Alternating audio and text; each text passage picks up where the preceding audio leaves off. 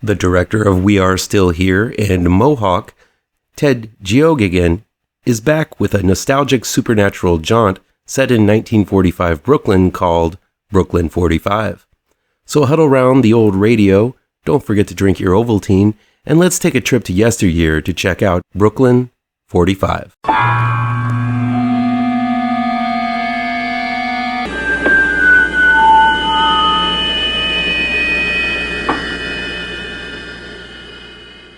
Welcome back to ML Miller Frights. I'm ML Miller. Before we begin, please do me a favor and punch that like button down below. Share this video with all of your social media addicted pals. Click subscribe to this channel and ring that bell for notifications. Brooklyn 45 is new streaming on Shudder. It's directed and written by Ted Geoghegan. It's December 27th, 1945, and Lieutenant Colonel Clive Hochstadter, played by Larry Fessenden, has recently suffered the loss of his wife by suicide.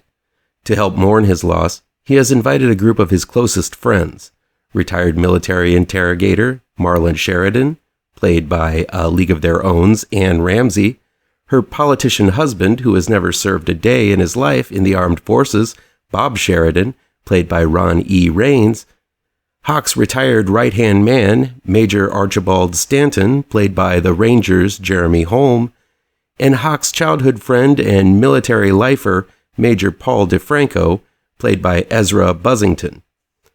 Once the pleasantries fade, Hawk reveals he has gathered this group of friends to hold a seance so he can summon the spirit of his dead wife and find out if she's burning in hell for committing suicide. Though it takes some convincing, Hawk persuades the group to participate in the seance, which proves to be all too effective. Director-writer Ted Geoghegan returns to the world of seance and the supernatural that he did so well in his first film, We Are Still Here, for Brooklyn 45. But apart from the seance being an integral part of the story, the two films are as different as night and day. As a fan of old-timey radio mystery and suspense shows, I was transfixed to every minute of Brooklyn 45, which unfolds like a stage play or even a radio play, as it utilizes, for the most part, a single location and relies heavily on the script. Now, this may sound boring to never leave a single room for the duration of the movie, but Geoghegan has a stellar cast of uber-talented people to make things interesting. Larry Fessenden has been the godfather of indie horror for quite some time. With his last memorable performance in Jacob's Wife, he proved he can still be the lead in a film.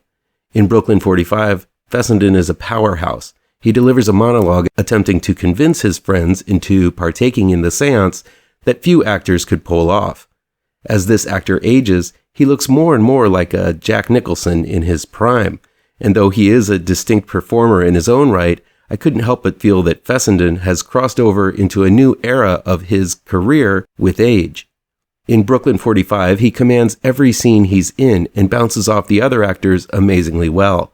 Having seen Fessenden in minor roles in other indie horror films, I love it that Geoghegan is giving him such meaty and pivotal roles in his own films. The rest of the cast is marvelous as well, with the true standouts being Anne Ramsey and Jeremy Holm. Ramsey offers up both the empathetic role, but also has a dangerous side underneath that made her the best interrogator, aka torturer, in the war. She shows heart, but there is a steel underneath that works so well to round out her character. And Jeremy Holm is wonderfully nuanced as Hawk's loyal soldier, conflicted with his own homosexuality in a time when that is definitely not something accepted in the military, much less society. But really, all of the actors feel lived in, as if the actors fully understand not only their roles, but the subtle nuances of a group of people who have been friends for a very long time. Rounding out the cast is Proxy's Christina Klebe, a German immigrant who becomes the focus of Nazi hysteria that was spreading the nation in the period of time this movie was set. Klebe's role is integral to the plot, and though her screen time is shorter, she makes quite an impact on the rest of the group. Geoghegan juggles multiple themes of nationalism, religion, suicide, paranoia, homophobia, sexism, ageism, and the depths one would go for a friend, and does so solely through script.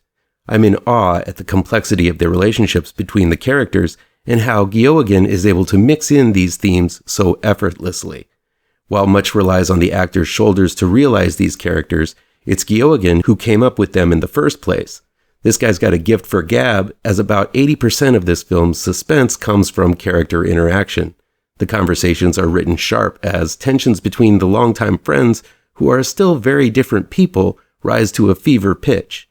Geoghegan does a good job of offering up interesting angles, despite the single setting, making the film feel more expansive than it really is, but it's his writing talent that really shines here.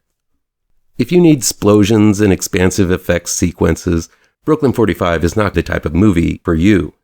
If I had to compare it to something, I think this would make a good double bill with Ti West's The Innkeepers. The supernatural effects used are well done, but used sparingly only when it services the plot. There's also more gore than I thought there would be, with one of the latter effects feeling a bit like overkill, if I'm going to be honest. Still, the gore is there to show how serious Hawk is about the seance, as well as to amplify the horror between the players. While there are quite a few graphic shocks and twists out of nowhere, it's the story and character that makes it all so special. You just don't get movies like this that are so profoundly themed, soundly structured, and deftly played. So be sure not to miss Brooklyn 45.